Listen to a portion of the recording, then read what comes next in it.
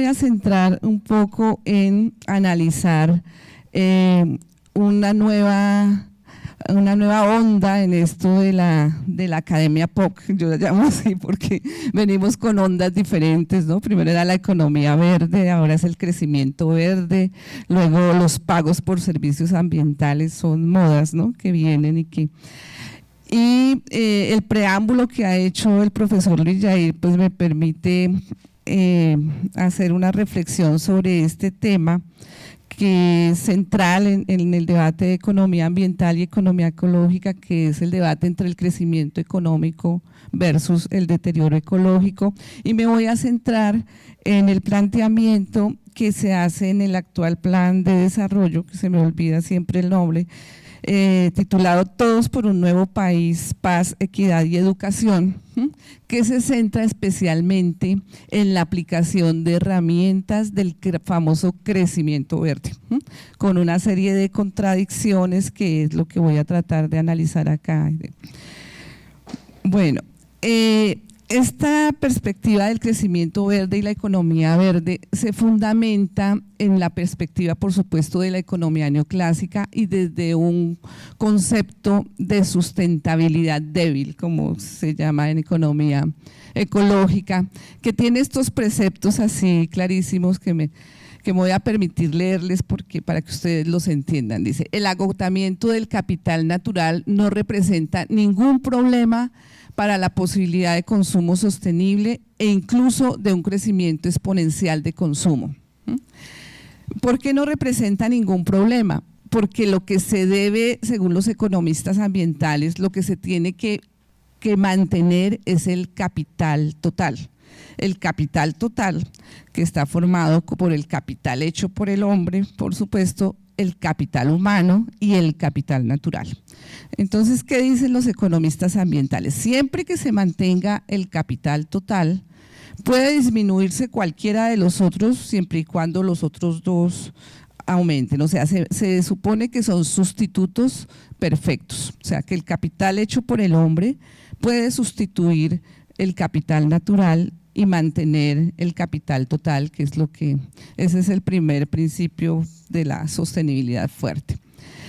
El crecimiento económico exponencial también es posible siempre que exista el cambio técnico. Es posible un consumo constante de una población creciente. La única condición es la existencia de acumulación de capital y que la inversión neta crezca al mismo ritmo que crece la población y la fuerza de trabajo. Oigan ustedes los preceptos, ¿sí? Entonces, hay un optimismo tecnológico grande. La tecnología, la innovación nos va a sacar del atolladero de los límites del crecimiento. Somos optimistas tecnológicos, entonces por eso creemos que este crecimiento tiene que fundamentarse en la acumulación de capital hecho por el hombre y capital humano. Y el otro postulado importante y es el siguiente, es que es posible medir en valores monetarios los bienes ambientales y su deterioro. Entonces, todas las unidades de comparación y de medida se han llevado a una única dimensión, que refleje la escasez, que refleje que son las valoraciones monetarias. Las valoraciones monetarias se han constituido en un fin en vez de ser un medio para la gestión. O sea, la valoración monetaria es el fin. Uno ve, por ejemplo, a los funcionarios de la Contraloría, del mismo Ministerio del Medio Ambiente, con la esquizofrenia de la valoración. Es que tenemos que valorar, ¿no? Es que cuando uno les pregunta, bueno, ¿y para qué quieren valorar? ¿Cuáles son los problemas que ustedes pretenden solucionar con la valoración? La respuesta no es tan clara, ¿no? Porque no lo exige la Contraloría, porque tenemos que hacer juicios fiscales, porque tenemos que establecer compensaciones. Por supuesto, pero ese es realmente el problema. O sea, el problema es establecer las multas y las compensaciones y definir cuánto dinero nos deben de dar a cambio del deterioro. Entonces, ese es un poco. Y lo otro importante de estos postulados es que dicen la riqueza es buena para el ambiente, porque proporciona dinero para corregir el deterioro ambiental. Los pobres son demasiado pobres para ser verdes, dice un autor. Entonces, sobre estos postulados es que se fundamenta toda la teoría del crecimiento verde, y además vino desde la década de los 80, creo, vino un planteamiento que le dio todas las herramientas a organizaciones como el Banco Mundial, la OCDE y demás para apuntalar este postulado del crecimiento verde, y fue la hipótesis de la curva medioambiental de Kuznets, ¿no? Simon Kuznets fue premio Nobel de Economía, y el planteamiento que él inicialmente hace es establecer una relación entre el crecimiento económico representado por el incremento del PIB per cápita y la inequidad en la distribución. Esa es la primera relación que establece Kuznets, y encuentra que es una relación como esta. O sea, que a medida que crece la economía, en las primeras fases de crecimiento, la inequidad es alta, pero que al alcanzar cierto nivel de ingreso per cápita, cierto nivel de desarrollo los países, la inequidad va disminuyendo, ¿no?, en el tiempo. Es el planteamiento de Kuznets, y luego esa hipótesis de Kuznets se extiende al análisis de los problemas ambientales y se plantea esta relación, ¿no?, que a medida se analiza cómo a medida que crece el ingreso per cápita, ¿qué pasa con la degradación ambiental? La degradación entendida como la polución, porque en realidad los análisis que se han hecho con curvas de Kuznets se han centrado especialmente en contaminantes y contaminantes atmosféricos, y es lo que se llama pues degradación ambiental. Entonces lo que ilustra es lo mismo, ¿no?, que en las primeras fases de desarrollo, de crecimiento de los países, se da un proceso grande de deterioro ecológico, pero que una vez los países alcancen cierto nivel de crecimiento, cierto umbral, digamos, que es diferente para cada país y es diferente para cada contaminante, entonces el deterioro ambiental disminuye. Es decir, que el crecimiento económico es beneficioso en el largo plazo para el medio ambiente, es un poco el postulado de… ¿Y cómo explican ese cambio de tendencia desde la economía ambiental? Dicen, bueno, ¿por qué pasa eso en el largo plazo? Dicen, bueno, porque se da la tercerización de la economía. La economía empieza a depender de los servicios. Entonces empieza a darse un desacople entre la producción de servicios y el deterioro ecológico y la utilización de insumos y demás. Pero pues esto es un sofisma, porque es pensar como que en el momento en que se desarrolla el sector terciario de la economía, los otros dos se paralizan o dejan de crecer, el sector primario y el sector secundario, y eso no es así, ¿cierto? Se da una tercerización de la economía, pero a su vez el sector primario y el sector secundario pues siguen evolucionando y creciendo. El otro punto es el optimismo tecnológico del que les hablaba antes, ¿no? Se producen tecnologías más eficientes que utilizan menos recursos y que contaminan menos. Eso también tiene, eso de la ecoeficiencia, que digamos es algo que el modelo actual recoge con mucha fuerza, también tiene muchos ejemplos de los límites de la tecnoeficiencia y el efecto rebote, que yo creo que ustedes lo han oído nombrar. O sea, sí es verdad que se utilizan tecnologías más eficientes en términos de la energía, del agua, de los minerales y demás, pero es que se producen muchas más, porque la población sigue creciendo, las demandas siguen creciendo y los estándares de calidad de vida también. Entonces se produce lo que se llama el famoso efecto rebote. Lo otro es el aumento de la capacidad de gasto, ¿no? Dicen que a mayor renta hay mayor disposición a pagar por la calidad ambiental. O sea, no, lo que les decía, los pobres no se pueden dar el lujo de ser verdes, primero hay que crecer para luego poder… Y otra cosa también de la que se parte es la creencia de que la conciencia ciudadana va a ser mayor sobre los problemas ambientales, una población educada, con otra estructura, con conocimiento pues de cómo se relaciona su bienestar con los ecosistemas, pues va a poder hacer un mejor uso de los ecosistemas. Estos son como los factores que explican eso. Pero eso ha sido utilizado de una manera muy estratégica para apuntalar esta secuencia de hechos, ¿no? Entonces, de inmediatamente surge: el libre comercio acelera el crecimiento.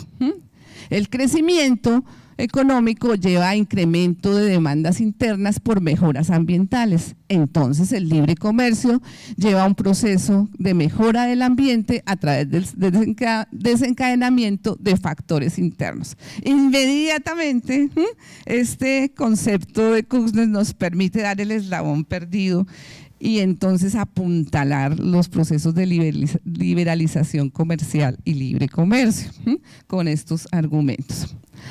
Pero bueno, los estudios posteriores lo que nos han dicho es que esa curva de Kuznets pues podría simplemente no existir en la realidad, por varias razones, ¿no?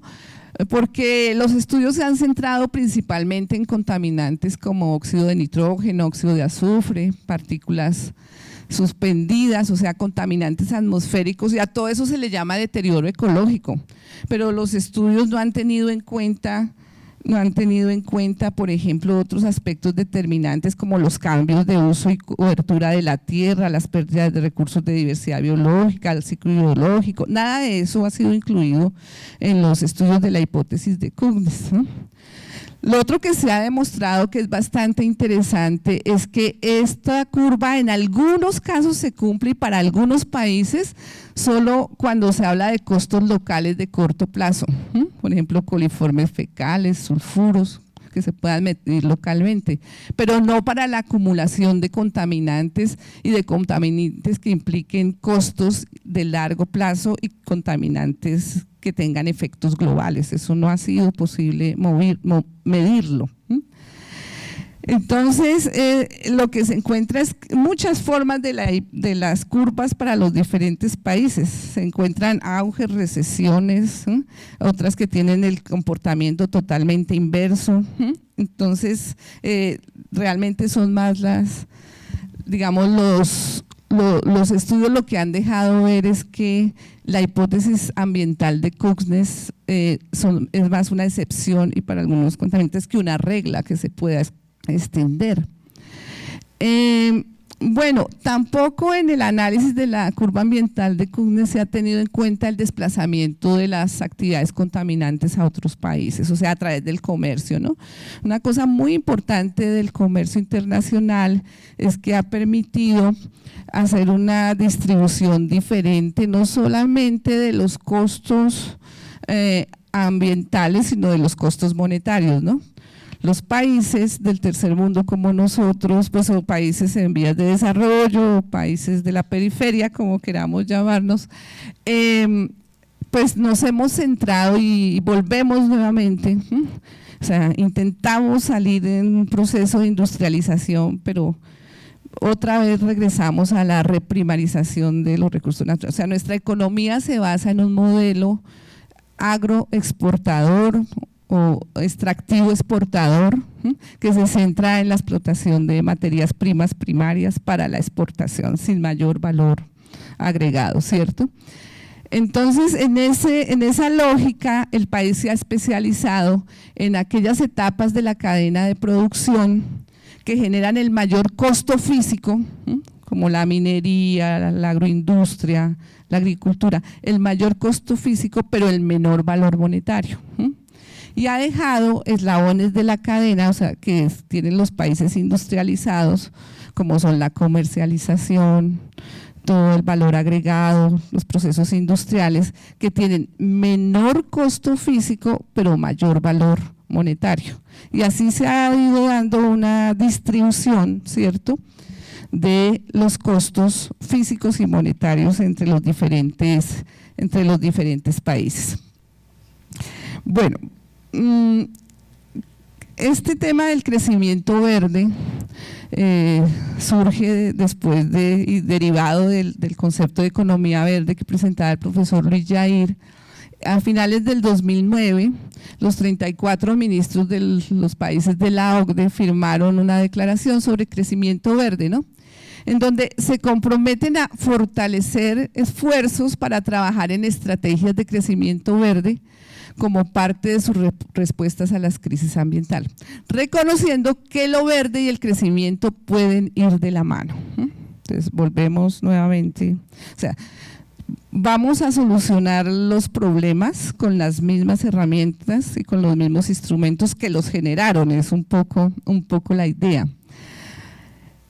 Y formularon una estrategia, toda una estrategia de crecimiento verde, y que confluye, pues sí que recoge todos los aspectos económicos, ambientales y sociales, y que es como la línea transversal de este plan de desarrollo 2014-2018. Y entonces cuando usted habla ahora con la gente del ministerio, que van mucho a la idea a solicitarnos que les colaboremos con trabajos, con las personas de planeación nacional, de todas partes, ahora está la fiebre de incluir los indicadores de la OCDE en todos sus manuales, en todos sus procedimientos. Ahora es la esquizofrenia de indicadores de la OCDE, que la OCDE impone al tema del crecimiento verde. Entonces, el lío de este tipo de discursos, digámoslo así, es que son discursos que ustedes ya lo van a ver, que cierran totalmente el debate, porque cuando uno los lee, difícilmente alguien que conozca toda esta historia que el profesor Luis Jair nos acaba de mencionar y que esté metido sobre todo en el estudio y la enseñanza de todos estos temas ambientales, pues va a estar en desacuerdo. O sea, cuando uno ve los postulados generales, que ya se los voy a mostrar, todo el mundo dice, pero ¿cómo no vamos a desear eso? ¿Cómo no querer eso? ¿Cómo no alcanzar eso? El problema es el cómo y cómo lo vamos a hacer, ¿cierto?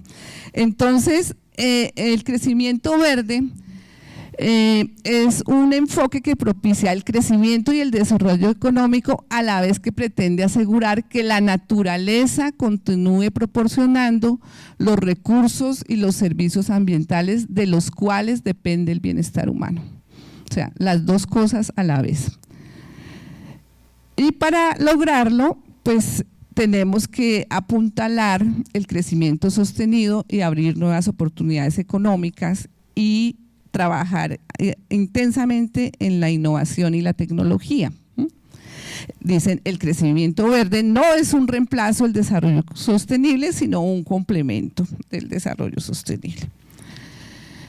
Entonces vienen estos, lo tomé todo del manual de estrategias para el crecimiento verde en Colombia, que fue un manual que salió previo al Plan Nacional de Desarrollo, pues, y que retomó prácticamente, digamos, el plan retoma los principios de este manual. Entonces dice, la protección ambiental y climática es el motor del crecimiento económico, combate la pobreza y permite el crecimiento del largo plazo. Los problemas ambientales generan pérdidas, se necesitan herramientas para asegurar la continua oferta de bienes y servicios ecosistémicos. Y lo dice así de claro, dice, si queremos estar seguros que los niveles de vida alcanzados en los últimos 50 años no se detengan, tenemos que encontrar nuevas maneras de producir y consumir e incluso redefinir lo que queremos decir con el término de progreso y cómo lo medimos, dicen en el manual. Y bueno, ¿cuáles son los elementos esenciales de esta estrategia verde? Bueno, hablan de que hay que cambiar los patrones actuales de crecimiento, los hábitos de consumo, la tecnología, la infraestructura, y aceptan por lo menos que eso es un proyecto de largo plazo, o sea que no va a ser en los 4 años del mandato segundo de Santos. Que lograr el uso y gestión sostenible de los recursos incluye intervenciones fiscales y normativas que por lo regular no se incorporan bien en la agenda verde, que el modelo económico convencional no los ve con buenos ojos, esas reformas de las que se están hablando.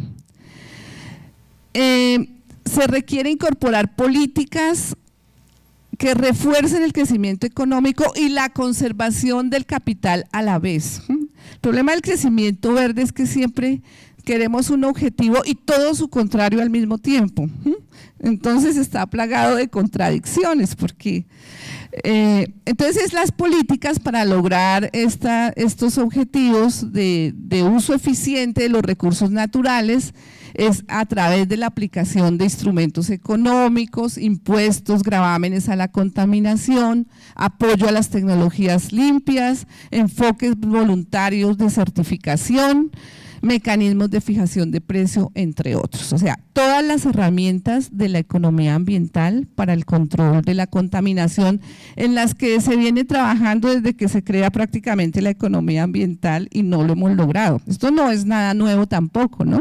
Todo lo que se propone aquí se ha venido desarrollando desde hace más de 20 años y no lo logramos. Sin embargo, no se aterriza en analizar por qué es que no lo hemos logrado, cuál es el problema. Entonces, bueno, se requiere una reforma fiscal orientadora al crecimiento que aleje parte de la carga impositiva de los impuestos sobre las rentas corporativas y personales y lo reoriente hacia la energía y el CO2.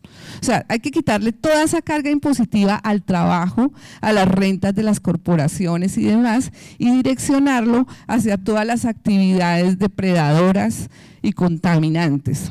¿Quién no va pues a estar de acuerdo con eso, ¿no? Como les decía. La innovación desempeña un papel crucial para desacoplar el crecimiento económico del capital natural. O sea, la idea es buscar la forma de que haya un desacoplamiento entre la producción de bienes y servicios y el deterioro y sobreexplotación de la naturaleza, el desacople. Pero desde la economía ecológica dicen es que producir un bien siempre va a implicar generar un mal, siguiendo primer y segundo principio de la termodinámica.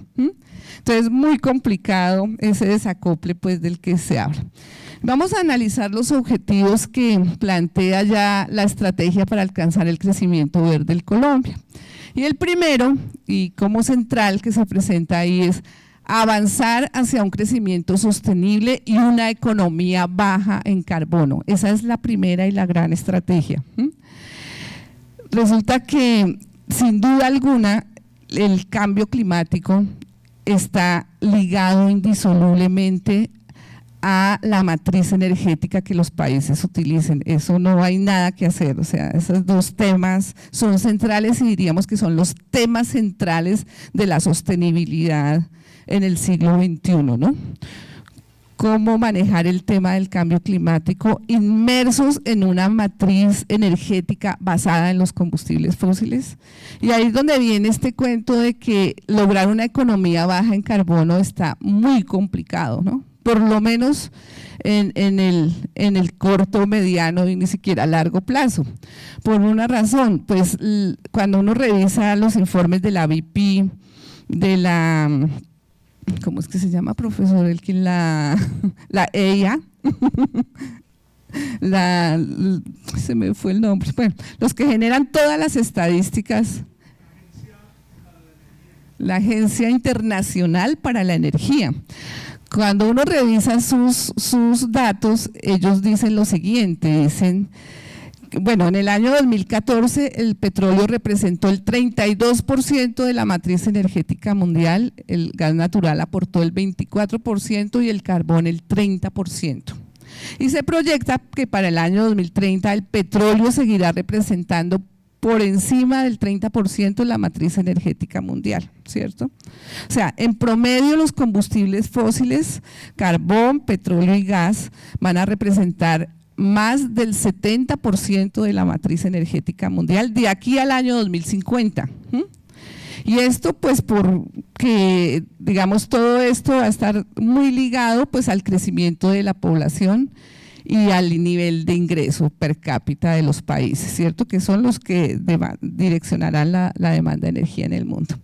Con lo que ha pasado en este año reciente, que Estados Unidos, que digamos, era considerado históricamente pues un gran, y últimamente en los últimos años, importador de petróleo, se convierte ahora y se potencializa como el nuevo exportador de petróleo en el mundo, unido a Rusia, Entonces, se ha dado un viraje grande en este tema del petróleo, porque el presidente de los Estados Unidos, desde hace varios años, cuando no ha asistido a las famosas cumbres de cambio climático en la Tierra, encontró que tenía que solucionar el problema energético de su país, porque desmontar la matriz tecnológica de un país como los Estados Unidos basada en el uso de combustibles fósiles era muy complicado.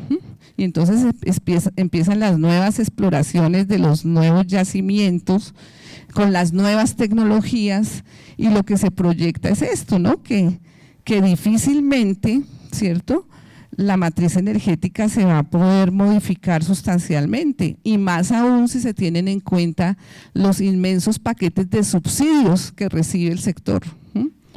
Muy complicado dar ese cambio. Aquí ven ustedes la participación de los combustibles fósiles en el consumo mundial de energía en el 2012 era de 78.5%. Y las energías alternativas apenas alcanzan a ser del 19%, donde algunas como los biocombustibles, que es una de las que el país se le estaba, digamos, apoyando con gran fuerza, una política con gran fuerza y grandes incentivos, pues no alcanza a ser ni siquiera el 1%, casi el 1%. ¿Sí? Y lo que se observa es que en el 2010, por ejemplo, los subsidios a las energías fósiles eran 6.5 veces mayores que los subsidios que se daban a las energías alternativas. Entonces, y los costos de las energías alternativas son muy altos para los países como los nuestros, ¿no? Basta ver el tema de los biocombustibles, ¿sí? Los biocombustibles de primera generación, o sea, aquellos que se basan en materias primas que son utilizadas como alimentos, o sea, el biodiesel a partir de la palma de aceite, el etanol a partir del maíz y del azúcar, pues ya están siendo totalmente reevaluados por varias cosas, ¿no? Primero, porque no son sostenibles sin el gran apoyo económico que el gobierno les da, o sea, económicamente no son sostenibles. Ambientalmente tampoco, porque se ha encontrado que, digamos, el principal argumento para defenderlos era que contribuían a mitigar, a capturar carbono y a mitigar el problema de los gases de efecto invernadero. Y lo que se ha encontrado es que eso no es totalmente cierto, que en los países donde se vienen desarrollando con fuerza, como Malasia, Indonesia, en Colombia menos, por lo que hablaba ayer el profesor Márquez, pero que los cambios de uso del suelo son fundamentales para analizar esa eficiencia. Depende qué se reemplaza por esos cultivos. Y tanto es así que la mesa redonda para los biocombustibles sostenibles se ha negado a incluir en su proceso de certificación esa etapa, la etapa de los cambios de uso del suelo, que es lo que nos permite.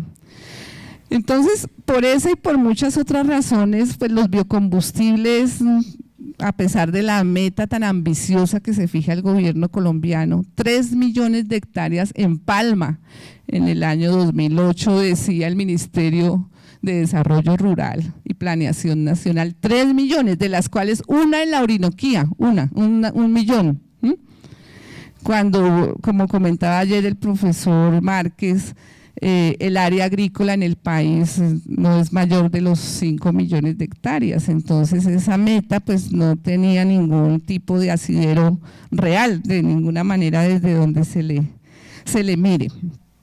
Entonces, sin lugar a dudas, vamos a continuar viviendo de aquí al 2050, por lo menos, que las proyecciones que hay en la civilización del petróleo.